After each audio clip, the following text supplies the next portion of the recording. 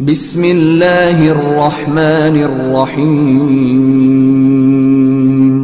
شروع اللہ کا نام لے کر جو بڑا مہربان نہایت رحم والا ہے۔ اے پیغمبر صلی اللہ علیہ وآلہ وسلم، مسلمانوں سے کہہ دو کہ جب اپنی بیویوں کو طلاق دینے لگو تو ان کی عدت کو پیش نظر رکھ کر طلاق دو اور عدت کا شمار رکھو، اور اللہ سے جو تمہارا پروردگار ہے ڈرو۔ نہ تو تم ہی ان کو ایام عدت میں ان کے گھروں سے نکالو اور نہ وہ خود ہی نکلیں،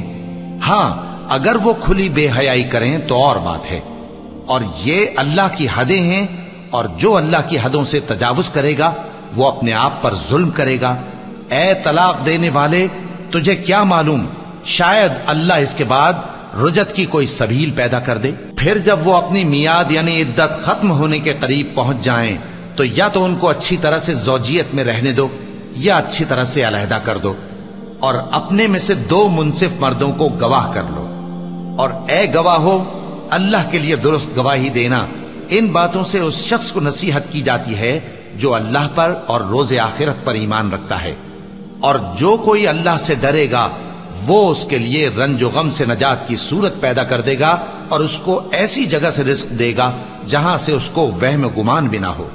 اور جو اللہ پر بھروسہ رکھے گا تو وہ اس کے لیے کافی ہوگا۔ اللہ اپنے کام کو جو وہ کرنا چاہتا ہے پورا کر دیتا ہے۔ اللہ نے ہر چیز کا اندازہ مقرر کر رکھا ہے۔ اور تمہاری طلاق والی بیویاں جو حیض سے نا امید ہو چکی ہوں، اگر تم کو ان کی عدت کے بارے میں شبہ ہو تو ان کی عدت 3 مہینے ہے، اور جن کو ابھی حیض نہیں آنے لگا ان کی عدت بھی یہی ہے۔ اور حمل والی عورتوں کی عدت وضع حمل یعنی بچہ جننے تک ہے، اور جو اللہ سے ڈرے گا اللہ اس کے کام میں سہولت پیدا کر دے گا۔ یہ اللہ کا حکم ہے جو اس نے تم پر نازل کیا ہے، اور جو اللہ سے ڈرے گا وہ اس سے اس کے گناہ دور کر دے گا اور اسے اجر عظیم بخشے گا۔ طلاق والی عورتوں کو ایام عدت میں اپنی حیثیت کے مطابق وہیں رکھو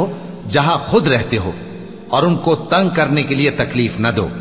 اور اگر وہ حمل سے ہوں تو بچہ پیدا ہونے تک ان کا خرچ دیتے رہو، پھر اگر وہ بچے کو تمہارے کہنے سے دودھ پلائیں تو ان کو ان کی اجرت دے دو،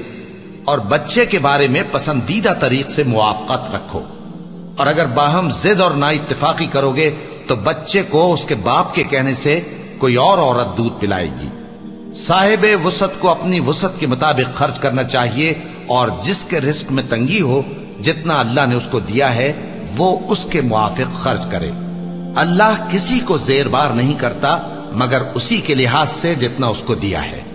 اور اللہ ان قریب تنگی کے بعد آسانی کر دے گا۔ اور بہت سی بستیوں کے رہنے والوں نے اپنے پروردگار اور اس کے پیغمبروں کے احکام سے سرکشی کی تو ہم نے ان کو سخت حساب میں پکڑ لیا، اور ان پر ایسا عذاب نازل کیا جو نہ دیکھا تھا نہ سنا، سو انہوں نے اپنے کاموں کی سزا کا مزہ چکھ لیا، اور ان کا انجام نقصان ہی تو تھا۔ اللہ نے ان کے لیے سخت عذاب تیار کر رکھا ہے، تو اے عقل والو جو ایمان لائے ہو اللہ سے ڈرو۔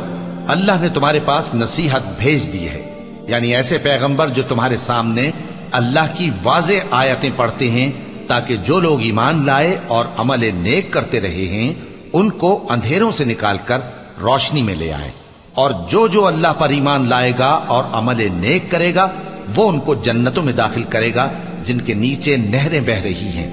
وہ ہمیشہ ہمیشہ ان میں رہیں گے۔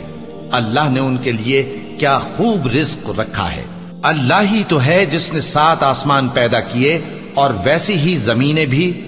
ان میں اللہ کا حکم اترتا رہتا ہے تاکہ تم لوگ جان لو کہ اللہ ہر چیز پر قادر ہے، اور یہ کہ اللہ اپنے علم سے ہر چیز کا احاطہ کیے ہوئے ہے۔ صدق اللہ العظیم۔